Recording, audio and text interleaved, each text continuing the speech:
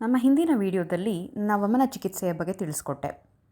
ಆ ಸಮಯದಲ್ಲಿ ತಗೊಳ್ಬೇಕಾದಂತಹ ಆಹಾರ ನಾನು ಏನು ತಗೊಂಡೆ ಅನ್ನೋದ್ರ ಬಗ್ಗೆ ಜೊತೆಗೆ ಉಳಿದ ವಿಷಯಗಳನ್ನು ಈಗ ತಿಳ್ಕೊಳ್ಳೋಣ. ಸ್ನೇಹಪಾನ ಅಂದರೆ ತುಪ್ಪವನ್ನು ಕುಡಿಯುವಂಥ ಆ 3 ದಿನಗಳು ಕೂಡ ನಾನು ಸೇವಿಸಿದ್ದು ಗಂಜಿ ಅನ್ನ.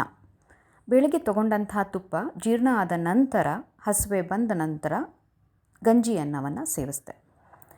ಅದೇ ರೀತಿ ವಿಶ್ರಾಮ ಕಾಲದಲ್ಲಿ ಅಂದರೆ ವಮನದ ಹಿಂದಿನ ದಿನ ಏನೇನು ಆಹಾರ ತಗೊಂಡೆ ಅಂಥೇಳಿ ಆಲ್ರೆಡಿ ಹಿಂದಿನ ವಿಡಿಯೋದಲ್ಲಿ ಹೇಳಿದ್ದೇನೆ. ವಮನದ ನಂತರ ಕೂಡ ಕೆಲವು ಆಹಾರದಲ್ಲಿ ಬದಲಾವಣೆಗಳನ್ನ ಮಾಡ್ಕೋಬೇಕಾಗತ್ತೆ.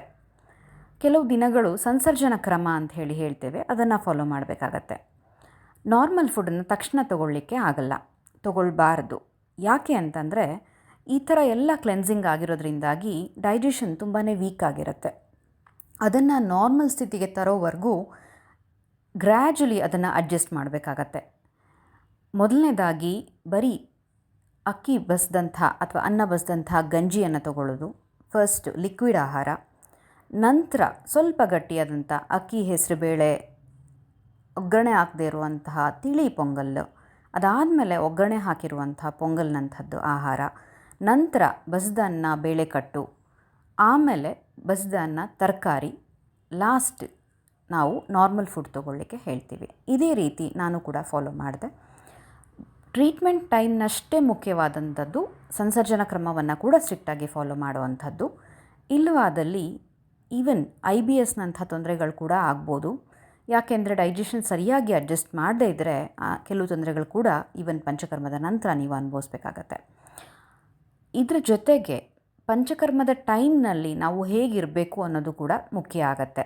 ಕೆಲವ್ರು ಹೇಳ್ತಾರೆ, ನಾವು ಕೆಲಸಕ್ಕೆ ಹೋಗಿ ಮಾಡ್ಕೋಬೋದಾ, ಓಡಾಡಿಕೊಂಡು ತುಪ್ಪ ತೊಗೋಬೋದಾ, ಟ್ರೀಟ್ಮೆಂಟ್ಸ್ಗಳನ್ನ ಮಾಡ್ಕೋಬೋದಾ, ಆಫೀಸ್ಗೆ ಹೋಗ್ಬೋದಾ, ಇದೆಲ್ಲ ಕೇಳ್ತಾರೆ. ಆ್ಯಕ್ಚುಲಿ ಕಂಪ್ಲೀಟ್ ರೆಸ್ಟಲ್ಲಿದ್ದು ಈ ಎಲ್ಲ ಟ್ರೀಟ್ಮೆಂಟ್ಗಳನ್ನು ಮಾಡ್ಕೊಳ್ಳಿಕ್ಕೆ ನಾವು ಹೇಳ್ತೀವಿ.